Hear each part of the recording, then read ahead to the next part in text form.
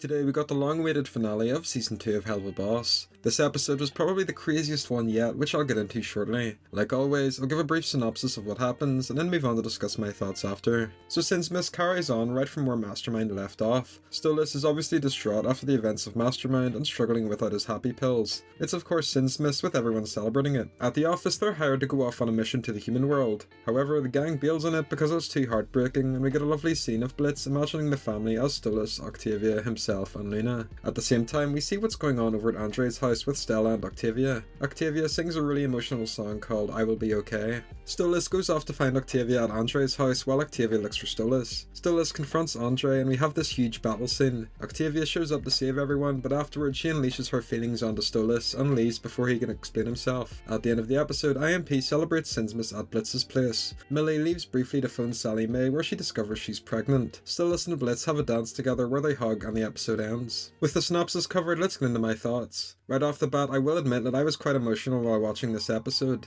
There were tears rolling down my face at a couple of moments, and I'm sure a lot of viewers will feel the same way. This episode was an emotional roller coaster and didn't hold back any punches. The elephant in the room being Stolitz and Blitz. When Season 2 started, I didn't feel myself feeling too obsessed with Stolitz. I didn't mind it, but there wasn't much there to really engage me. As the season has gone on, I've actually really started to come to appreciate it, and after Sinsmas, I love them. It's easily up there as one of my favourite ships. Blitz and Stolitz have so much chemistry together and it's on display throughout the episode. It's so adorable seeing them together, even with Stolitz being as torn up as he is. The scene with Blitz seeing Stolitz, Octavia, himself and Luna together celebrating Sinsmas broke my heart. It's so sad that perhaps in an alternate reality this would have been possible. However, unfortunately things didn't pan out that way. It was some great character development for Blitz to bail on that job and for Luna to volunteer to do it for him. We can really see how much Luna has grown as well, especially with her relationship with Blitz. Stolitz in particular was the star of this episode, I think. It was a perfect blend of heart-wrenching moments and properly funny gags. Like the scene where he's swearing and wrecking the office, it's hilarious. It contrasts really well to the sad moments, like the end part with Octavia or Stolitz realising that he made the right choice by saving Blitz's life. It's great to see the characters mature and grow as the season goes on.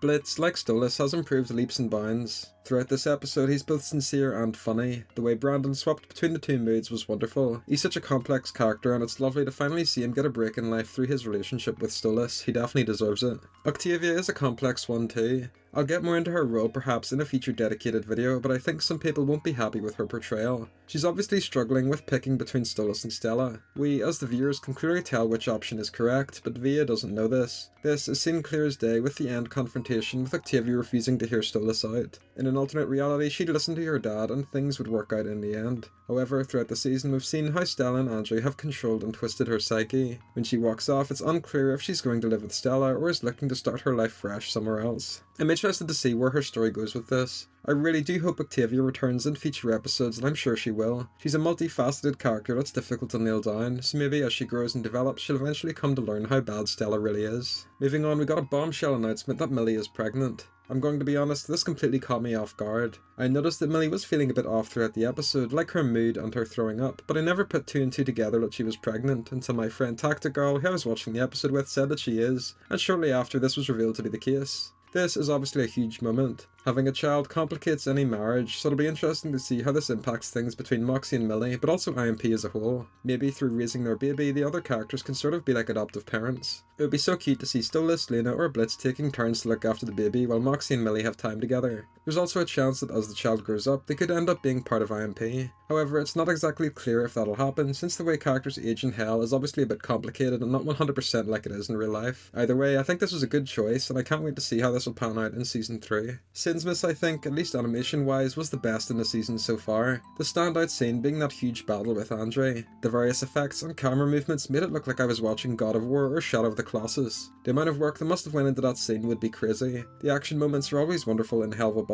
but this one was especially awesome. I really liked when Blitz beheaded the Hydra and kissed Stolitz. The music, as per usual, was wonderful. There were several background tracks and they all complemented the scenes perfectly. I noticed a lot of them were created by Yoav and Sam, who are the Living Tombstone. Octavia's song, like I mentioned earlier, was one of the most emotional scenes in the episode. The callbacks to previous episodes throughout, even down to the lyrics and the name of the song, was great. It was jaw-dropping to finally see Octavia sing. Pacing and writing wise, this episode was superb. The A and B plot worked seamlessly, and when they collided at the end, there was no pacing issues at all. There was very few out-of-pocket jokes or dialogue that took away from the emotional moments, which I was pleased to see. The episode was also 29 minutes long, but it didn't feel like that at all.